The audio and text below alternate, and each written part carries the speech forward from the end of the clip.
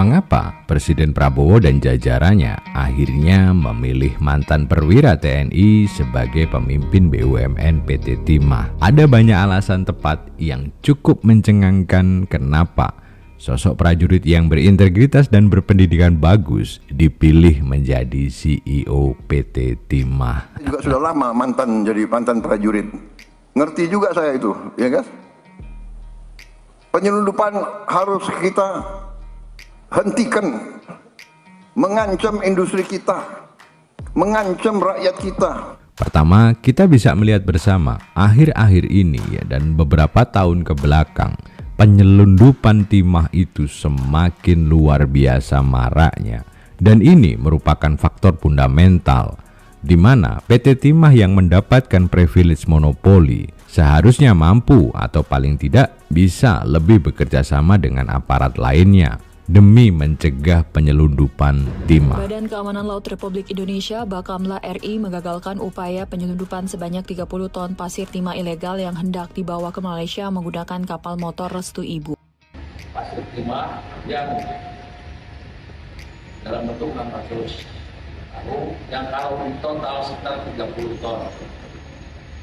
Kerugian negara jika di Malaysia pasir timah itu dihargai 29.000 per metrik ton. Ironisnya lagi, RI yang dulu top eksportir timah menurut data 2023 sudah tak bertengger lagi sebagai top eksportir, kalah dengan Malaysia, Vietnam, bahkan Singapura. Sekaligus ini juga menjadi tanda tanya bersama, dari mana mereka mendapatkan timah. Ironisnya lagi, di tahun 2023, kita Indonesia yang dulunya Raja Timah Asia Tenggara masuk dalam list mereka yang defisit timah. Tak hanya itu, Presiden Prabowo sepertinya sudah jengah dengan kasus korupsi timah yang menyeret banyak kalangan, termasuk petinggi PT Timah. Terdakwa Harvey Muiz telah terbukti secara sah dan meyakinkan bersalah melakukan tindak pidana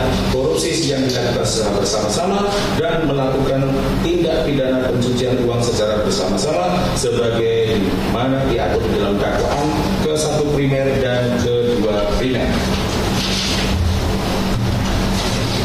Menjatuhkan pidana kepada ia terdakwa Harvey Muiz dengan pidana penjara selama 20 tahun. Indonesia kalau perlu kita tenggelamkan kapal-kapal itu. Dan saya mohon ya, kalau sudah jelas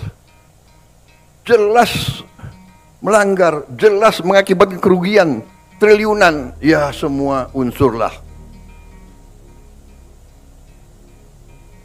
Terutama juga hakim-hakim ya, vonisnya jangan terlalu ringan lah. Selain itu, kerugian korupsi timah diduga sudah mencapai 300 triliun dan disinyalir ada orang-orang di belakang layar yang diduga menjadi backing. Hal ini sepertinya memang harus dihadapi dengan sosok yang tegas, berkualitas, dan berintegritas tinggi. Mungkin itulah kenapa sosok Restu Widiantoro dipilih. Ia merupakan alumni Akmil tahun 87, yang artinya sosok Pak Restu ini sudah senior dan mungkin bisa jadi jenderal dalam waktu-waktu ke depan. Apalagi ia pernah memimpin kesatuan elit Brigif 9 Kostrad hingga menjadi Danrem, lanjut menjadi Irdam. Dan dari brevetnya, beliau ini terlihat dari Kesatuan Komando Pasukan Khusus dan bahkan memiliki pin Gultor di sakunya, yang artinya ia memang berkemampuan elit dari yang elit.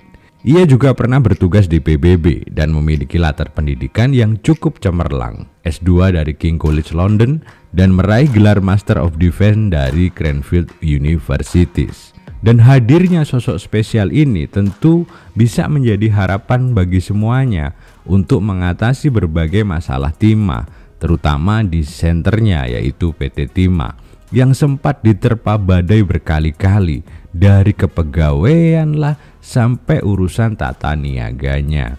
Dan beliau sangat diharapkan bisa membawa timah Indonesia great again.